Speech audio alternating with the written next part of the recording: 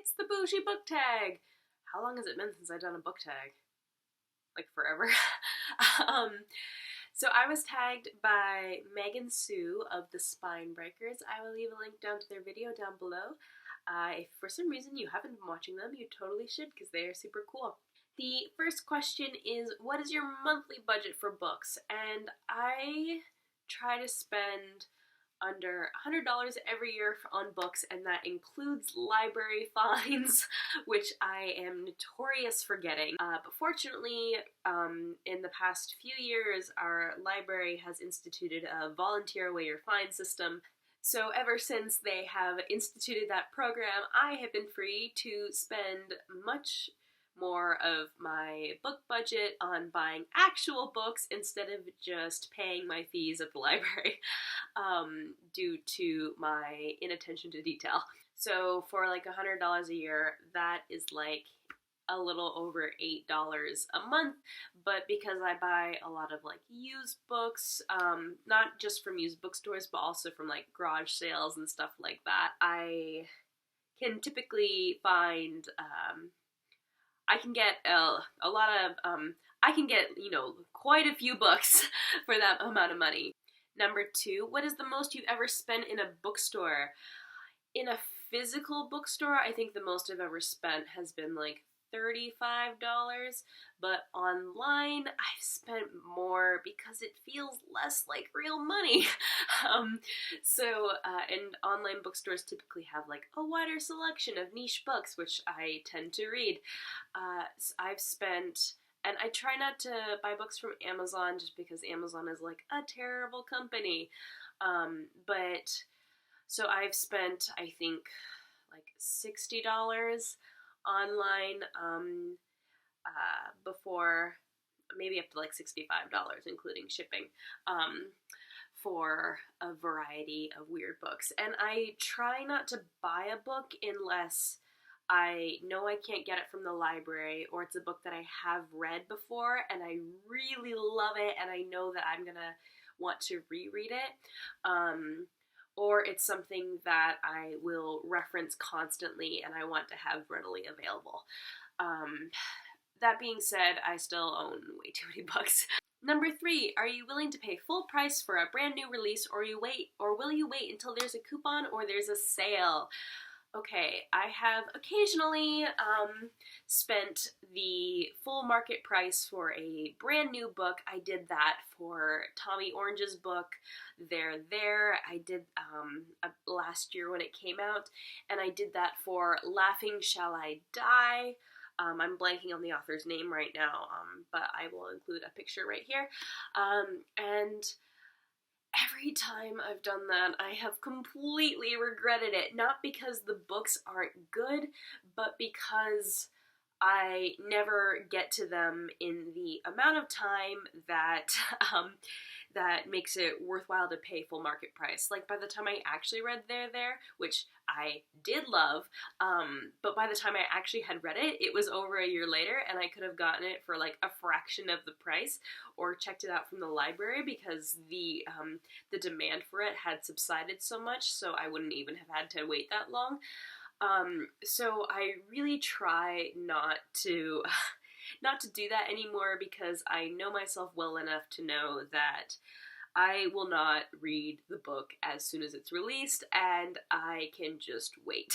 Number 4, would you rather buy one new book or several less expensive used copies? In general, I do really prefer used books. I just think they have more character, and because I'm rather sentimental, I like to think about all the other places that they've been and the other people who've enjoyed them. And I just like old things. What do you think is a reasonable price for a new hardback book, a paperback, and an ebook?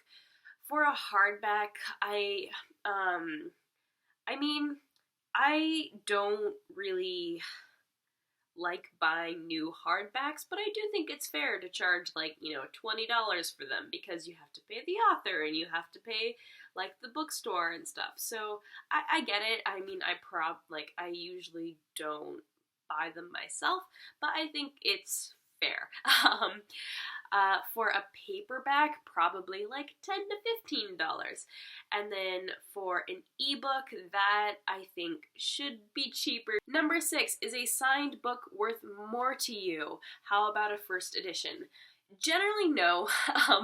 I just do not care enough about most authors. I mean, do I really care if, like, Dan Brown, like, signed this copy of the Da Vinci Code? No, not really. I mean, there are a few authors who happen to be, like, my favorite authors that I, might care a little bit more about them signing, but in general, I just don't care enough. For a first edition, again, only if the book came out a long time ago and I really like it. Like, do I really need a first edition of, like, The Old Man and the Sea? No, I don't care. But, a first edition of Testament of Youth, a first edition of Beloved, a first edition of Independent People. Yeah, like, I think that would be really cool to own. Number 7, what is your most valuable book, sentimental or actual value? Oh boy, here we go. I actually do not own many books that are worth, like, pretty much money. The books that I value the most, I mean, they're probably, like, basically worthless, but they mean a lot to me because of their sentimental value. For example, one of my favorite books from my childhood is The Witch of Blackbird Pond by Elizabeth George Spear, and I fell in love with this book when I first read it in 6th grade, and it just appealed right to me. It was like it was meant for me to read it, and I have read it so many times since then. This was the original copy that I read because my teacher had it in 6th grade, and I inadvertently stole this from her. I think I've mentioned this on this channel before, but I moved midway through the year, and I forgot to give this back to her, but I have treasured it so much since then. And I don't even read this copy anymore. I have a new copy because I do not want to damage this. This has obviously been very well loved, but it fills me with such fond memories. The other sentimental books that I own, again, probably not worth very much, but I have The Protector of the Small Quartet by Tamora Pierce. There is First Test, Page, Squire, Lady Knight. I originally read these books from my local library, and I basically, like, tore them apart because I carried them everywhere with me, and I spilled, like, Kool-Aid on them, and I, like, dog-eared the pages, and I dropped them down the slide on the playground, and they really went through a lot, and they were recently, or a few years ago, when I went to check one out again, I learned that several of the copies had been retired because they were so damaged. And part of that was probably my fault. I decided to buy myself copies of the series because I adore them so much and because they meant so much to me as a child, and so I specifically paid more money for these editions because they look just like the editions that I originally read, but these were the editions that I fell in love with, and so I spent more money than I perhaps needed to on these editions because they do not publish them anymore. I am determined to treat these much more gently than I did as a child, and I have reread them several times, and yeah, every time I look at them, they just make me so happy because they remind me of all the joy that the books brought me when I was a kid. Number 8, will you pay more for a cover or edition you like better? I have been guilty of doing this, but in my defense, I've never paid more than like $1 or $2 for a difference between editions. Like, oh gosh. Wait, that's totally not true. I'm completely remembering. When I bought my copies of Protector of the Small, I think I paid like $10 more for these editions. I do, like, not really care most of the time. Occasionally, if like there's sentimental value, or if like one edition is particularly ugly, I I will shell out a few more dollars for a different edition because it will make me angry if I see it. But I try to not do that because I feel guilty every time I do.